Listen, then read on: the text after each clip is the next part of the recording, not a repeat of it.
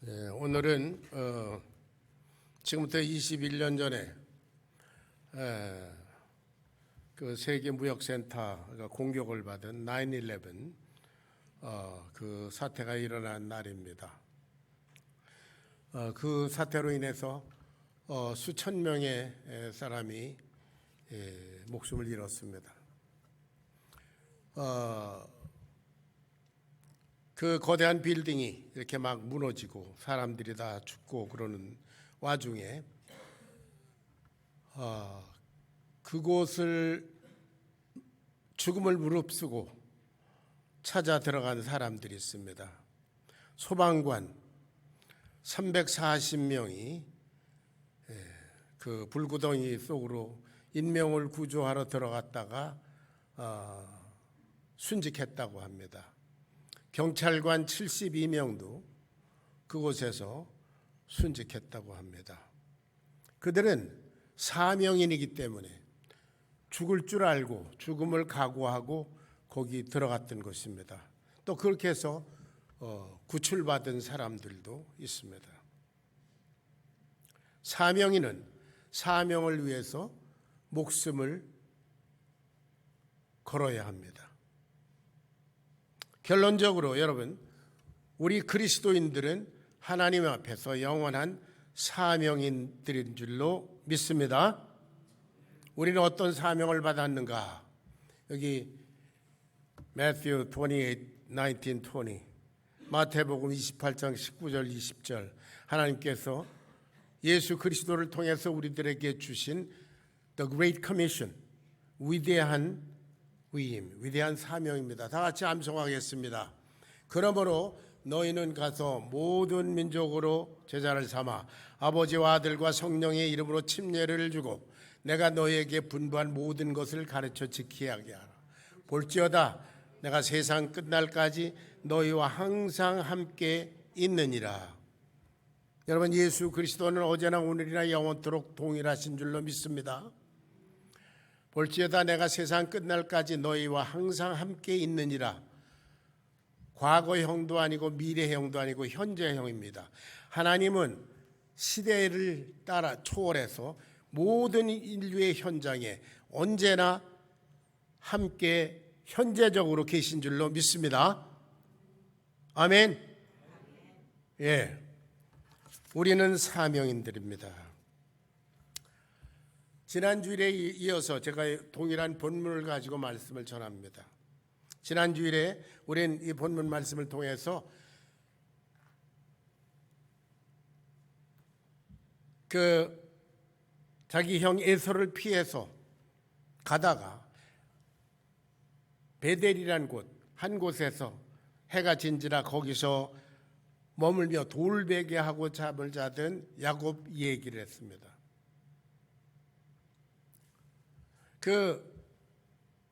그가 돌베개하고 있던 그곳은 부엘세바, 아버지 어머니가 살던 그 부엘세바로부터 한 120km 떨어져 있는 곳이라고 합니다. 그래서 하루 종일 가서 거기서 해가 진지라 돌베개하고 자고 있습니다.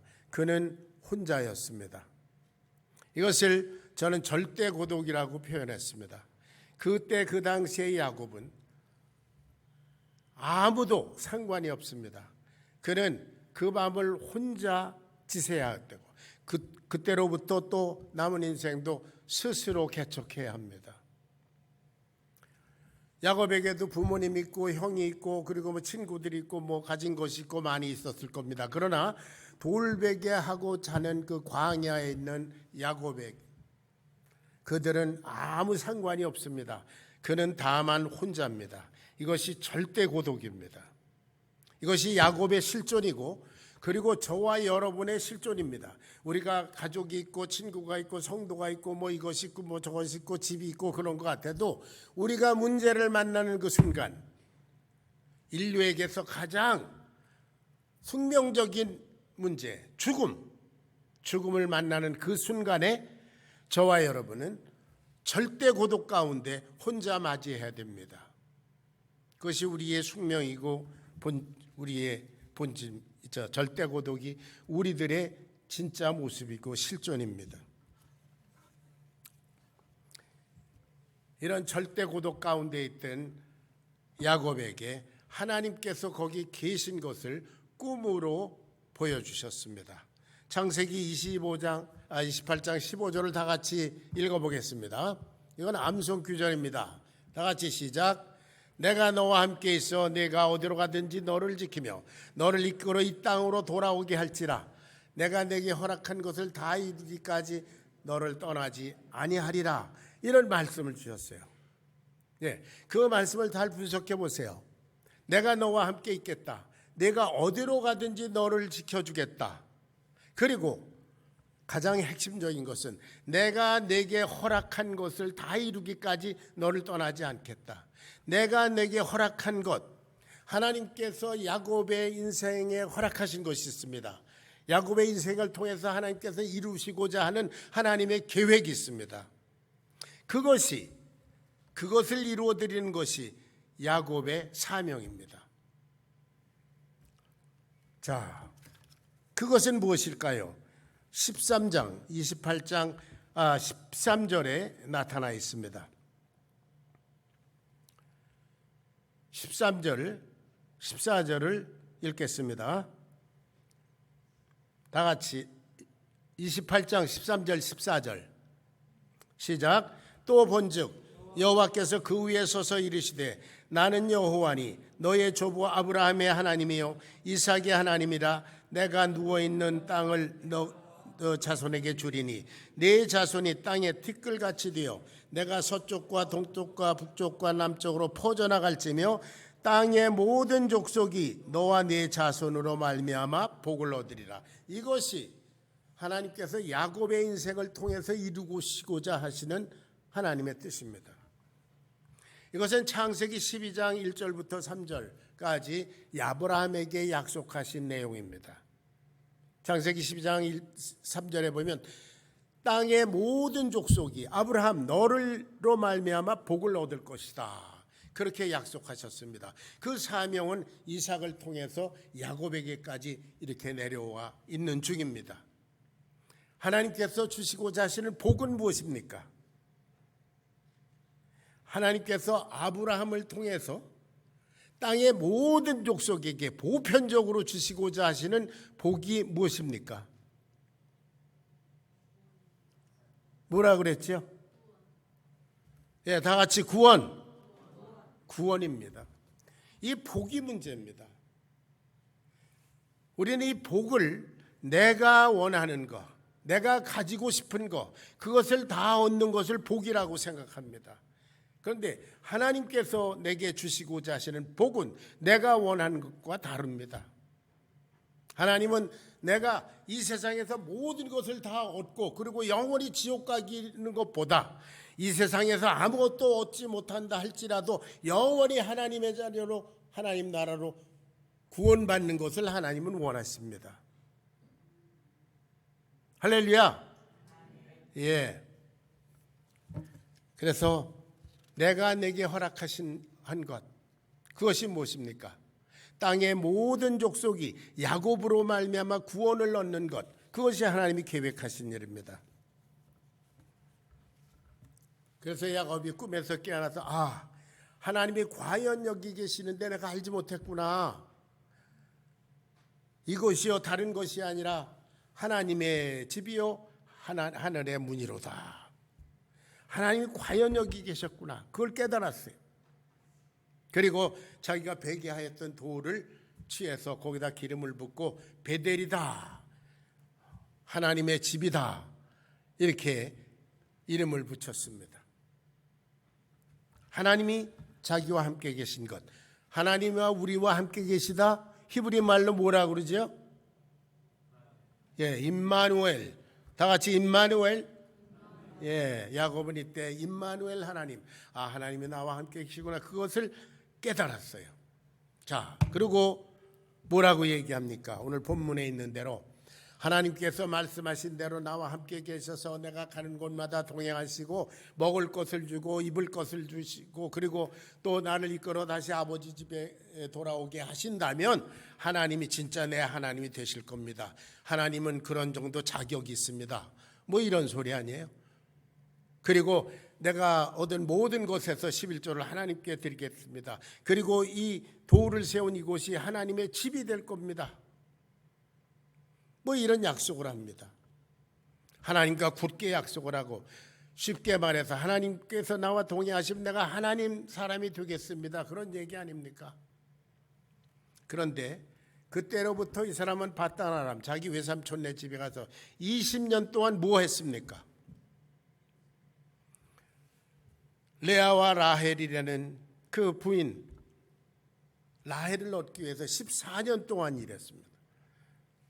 그리고 뭐 또 첩둘 얻어서 뭐 11 아들을 얻고, 그리고 돈을 많이 벌었습니다. 그러는 동안에 이 사람이 하나님을 얼마나 찾았는지 모르겠어요. 내가 하나님께 11조를 드리겠습니다. 그런데 11조를 얻다가 하늘에다 뿌렸는지 모르겠습니다. 20년 동안 바단 아람에서 사는 야곱의 삶은 하나님과 전혀 상관없는 삶인 것 같아요. 아마 농사를 짓고 뭐 양을 키우고 뭐 이러고 할 때, 하나님 이거 잘 되게 해 주십시오. 이거 농사 잘 되게 해 주십시오. 만사 형통하게 해 주시옵소서. 뭐 이런 기도를 드렸는지는 모르겠어요. 그러나 내가 내게 허락한 것, 너는 땅의 모든 족속이 너로 말미암아 구원을 얻는 것이다. 그것에 대해서는 거의 생각지 않고 자기가 원하는 축복을 위해서 살았던 것 같아요. 자, 그러다가 어떻게 됐습니까? 제가 지난주에 카톡에 올려서 32장을 다 읽어오시라 그랬습니다. 자, 32장.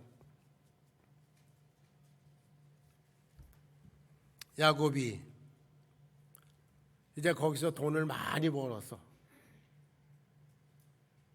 이제 떵떵거리고 살만한데 주위 환경이 어지러워졌습니다. 외삼촌 라반과 그 아들들이 이거 내 재산을 뺏어서 이렇게 부자가 됐구나.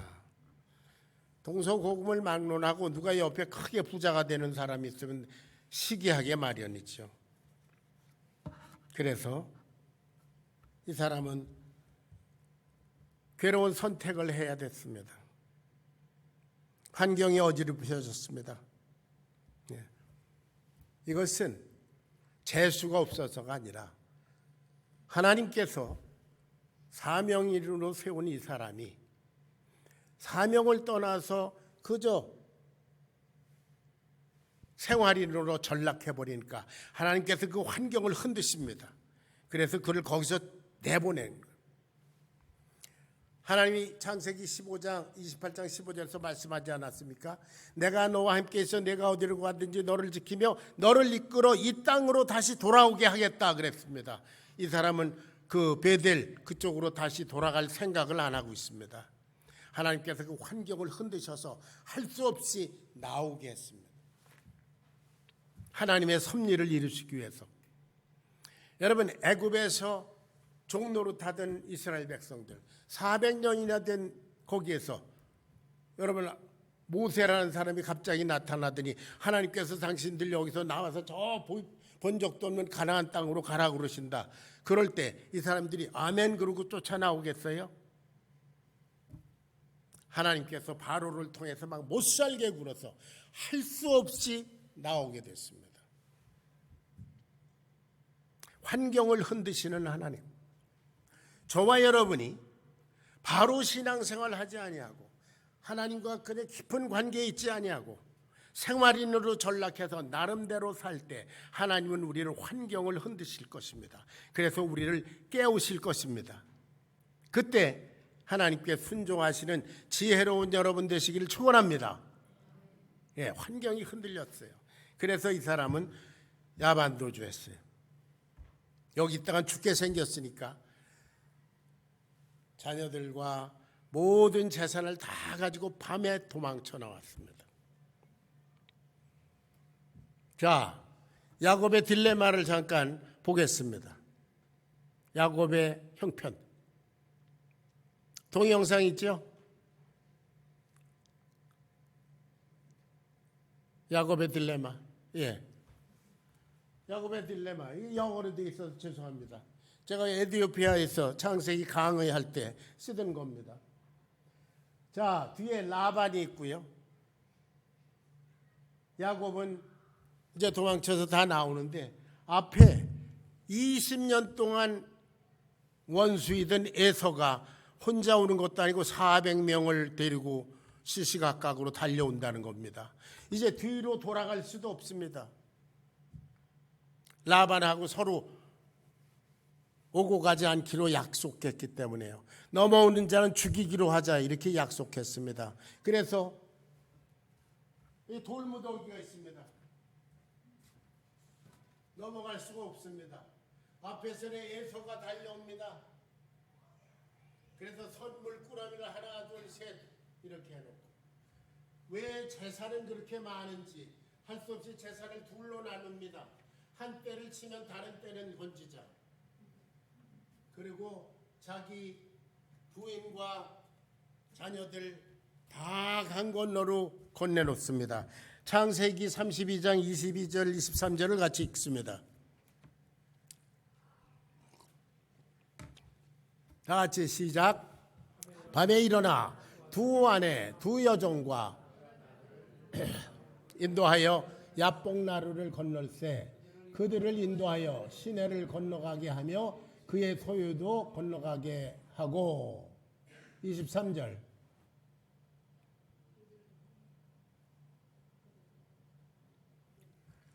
강 건너로 다 넘겨놨습니다. 23절 그는 홀로 남았더니 자 그는 홀로 남았습니다.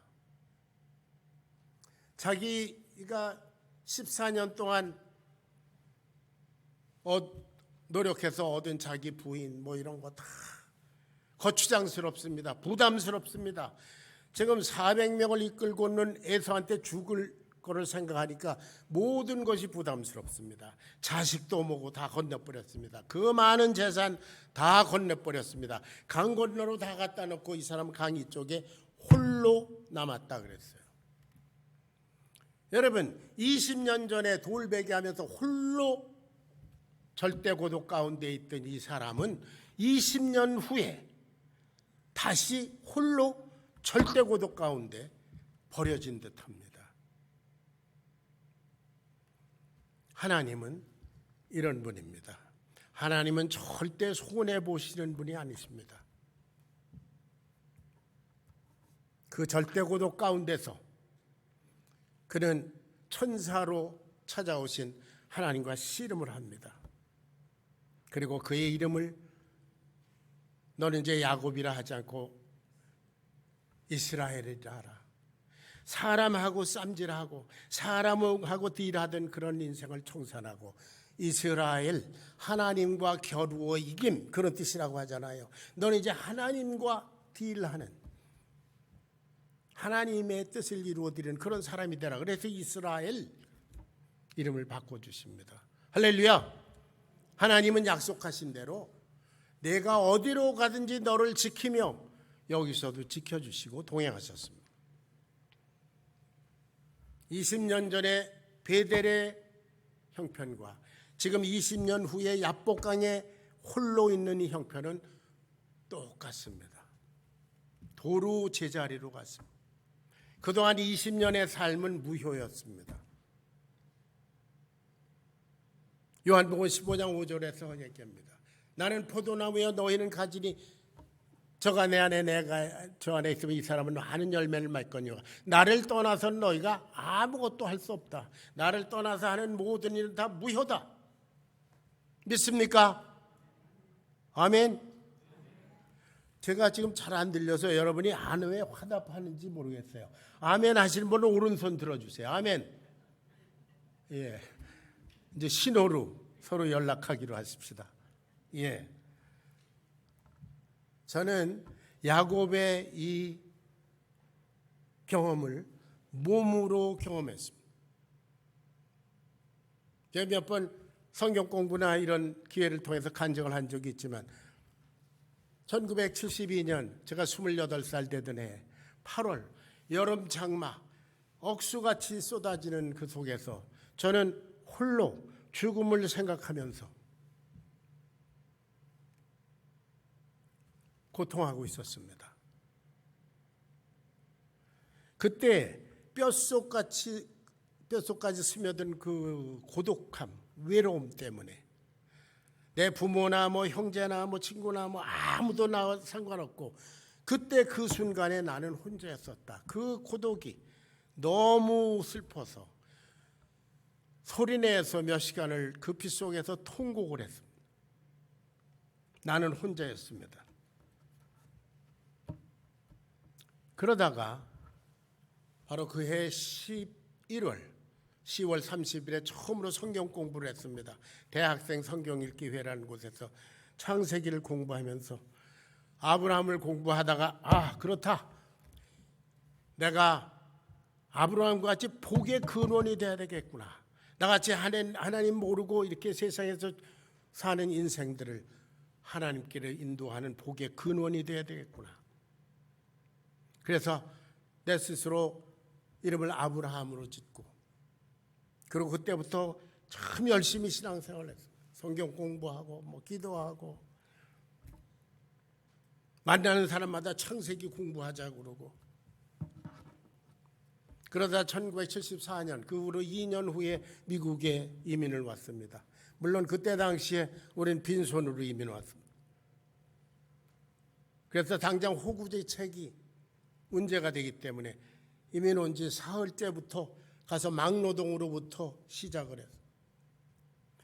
죽어라고 열심히 일을 하고 가족을 부양하고 그런데 어느새 나는 하나님으로부터 신앙생활로부터 멀어져 있었습니다. 그런데 그걸 제가 잘 느끼지 못했습니다. 그런데 1978년 예수님을 믿은 지 6년이 되던 해 10월 어느 날 수요일이었습니다. 저는 제 아내와 어린 아들을 전도사님 차에 태워서 수요 예배에 보내놓고 로스앤젤레스에 있는 아파트 방에서 권총을 만지작하고 머리에 댔다 뗐다 하면서 죽음을 생각했습니다.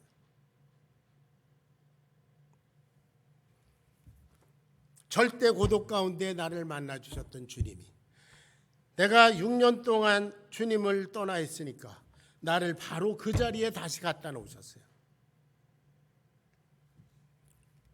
그 절체절명의 순간에 내 심령에 비수처럼 찔려오는 말씀이 있었습니다. 성령의 운섬이라고 나는 확신합니다. 내가 나를 떠났기 때문이다. 다시 아파트가 떠나가라고 통곡을 몇 시간이나 했습니다. 회개의 눈물이었습니다. 1978년 그때로부터 다시 미친 듯이 신앙생활을 하기 시작했습니다. 성경 공부하고 전도하고 신방하고 내가 뭐 아무것도 아닌데요. 막 불타서 결국 1982년 신학교 문전에도 못 가본 나를 교회가 목사로 안서 교회를 개척하게 됐어요. 그로부터 지금 금년까지 꼭 40년이 됐습니다. 할렐루야. 하나님을 찬양합니다. 여러분, 하나님은 야곱을 절대 고독에서 다시 절대 고독으로 옮겨놓으세요. 그가 하나님을 떠나니까 저를 다시 그 자리에 갖다 놓으셔서 회개하게 하시다. 하나님은 절대 손해보지 않는 분이십니다. 여러분 2015년 11월 15일 제가 이 자리에서 처음 설교를 한 날입니다. 여기 정문필 목사님 계신데 그 한 주 전에 나한테 설교를 부탁한 교회가 있는데 아무래도 나보다는 목사님이 가시는 게 더 좋을 것 같아. 그래서 추천을 했어요. 그러셨어요. 난 무슨 영문인지도 모르고 와서 설교하러 왔는데 그때 형편이 어떻습니까? 완전히 파장된 파장, 여러분 파장 아시나요? 장날 다 끝나고 보따리 싸고 이제 헤어지는 그런 걸 파장이라고 그러잖아요. 그때 여기 계셨던 손길 집사님 네 분, 또 조형래 집사님, 박명희 집사님은 이름만 있었고 보진 못했고, 예. 그리고 뭐 우리 장정화 집사님, 뭐 몇 분 안 남았어요. 그리고 사람들이 계속 또 나가요. 그러니까 아마 답답했는지, 우리 말고 또 박명희 집사님이라는 분이 또 있어요.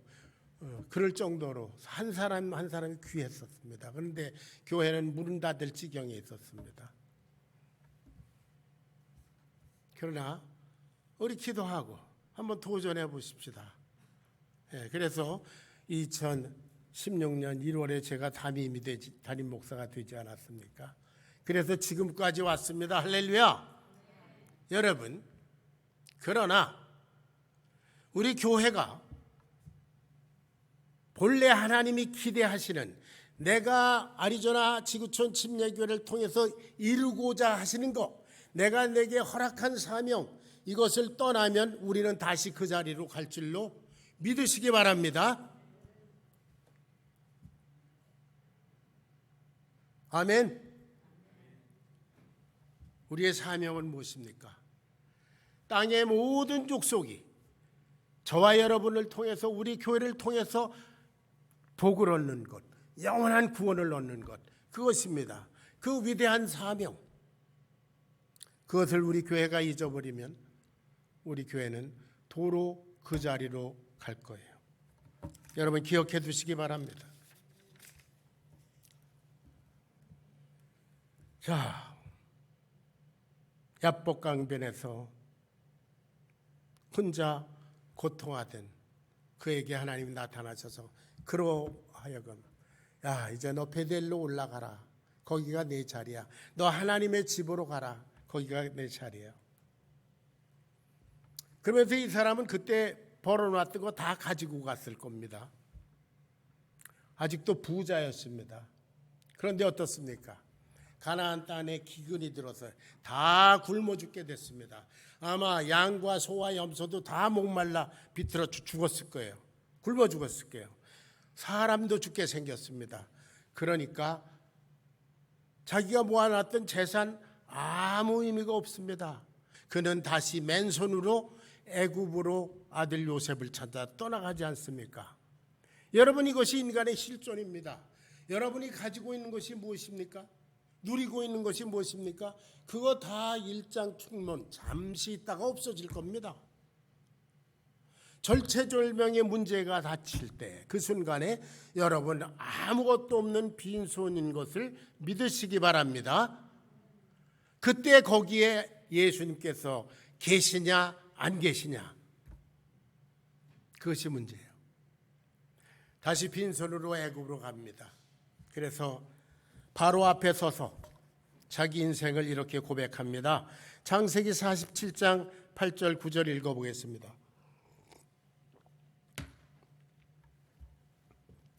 다 같이 시작. 바로가 야곱에게 묻되 내 나이가 얼마냐? 야곱이 바로에게 이르되 내 나그네 길의 세월이 130년이다. 내 나이가 얼마 못되니 우리 조상의 나그네 길에 연조에 미치지 못하나 험악한 세월을 보내었나이다. 생각해 보니까 나는 나그네일 뿐이었습니다. 집에서도 나그네요, 베델에서도 나그네요, 밧단아람에서도 20년 있었지만 그때도 나그네였습니다. 그리고 다시 베델로 돌아와 가나안 땅에 살다가 이제 빈손으로 또 여기 왔습니다. 나는 나그네입니다. 저와 여러분도 나그네인 줄로 믿으시기 바랍니다. 그러니까 나그네는 뭘 많이 가지고 있으면 안 됩니다. 나그네는 홀가분하게 가야 합니다. 사랑하는 여러분, 내가 내게 허락한 것을 다 이루기까지 너를 떠나지 아니하리라. 이 말씀은 무엇입니까? 내가 내게 허락한 것은 내가 반드시 이룰 거야, 그런 말 아닙니까? 내가 내게 허락한 것을 이루기까지 내가 너를 떠나지 않을 거야. 너와 함께 있을 거야. 내가 그것을 다 이루나 안 이루나 내가 볼 거야. 결국은 내가 이루게 할 거야. 그런 얘기입니다. 하나님께서 저와 여러분에게 그리고 우리 교회를 통해서 이루고자 하신 것이 무엇인지 하나님은 그것을 반드시 이루실 것입니다. 사도행전 1장 8절을 보겠습니다. 사도행전 1장 8절 다 같이 시작. 오직 성령이 너에게 임하시면 너희가 권능을 받고 예루살렘과 온 유대와 사마리아 땅 끝까지 이르러 내 증인이 되리라. 주님께서 말씀하셨습니다. 너희들 어떻게 살든지 내 증인이 되리라. 그 말은 뭐예요? 내가 너희들 내 증인으로 만들고 말 거야. 그런 뜻입니다. 그러니까 두들겨 맞고 나서 증인이 되지 말고 미리부터 증인이 되는 것이 지혜로운 삶인 줄로 믿습니다. 너희들은 내 증인이 되리라. 저는 아까 간증한 대로 아주 심하게 두들겨 맞고 그 절체절명의 순간 방아쇠를 당겼더라면 저는 여기 없을 사람이에요. 그런 죽음의 골짜기를 지나서 하나님은 반드시 당신의 뜻을 이루시는구나. 여러분은 그런 고통 없이 정말로 우리 주님과 동행하시며 순종하시는 여러분 되시기를 바랍니다. 땅의 모든 족속이 너를 인하여 복을 얻을 것이니라. 여러분, 우리 그리스도인들에게 주신 사명입니다. 교회에게 주신 사명입니다. 야곱이 자기의 사명을 떠나서 세상에서 살 때 그 삶은 무효였습니다. 여러분, 이스라엘 나라는 하나님께서 제사장 나라로 세우신 백성입니다. 하나님을 온 세상을 대표해서 모범적으로 하나님을 섬기며 예배하며 하나님께 영광을 돌려드리며 그리고 아브라함, 이삭, 야곱에게 주셨던 그 구원의 역사를 이어가야 하는 그런 선택된 백성이었습니다. 그런데 그들이 하나님께서 자기들을 선택하신 그것 사명을 잊어버리고 세상적으로 잘 살고자 했을 때 이스라엘은 우상 숭배를 하게 되었죠. 그리고 타락하게 됐습니다. 하나님께서 그들을 거의 멸절시키다시피 했어요. 성전을 회파시키고 이 백성들을 다 바벨론으로 포로로 끌려가게 했습니다.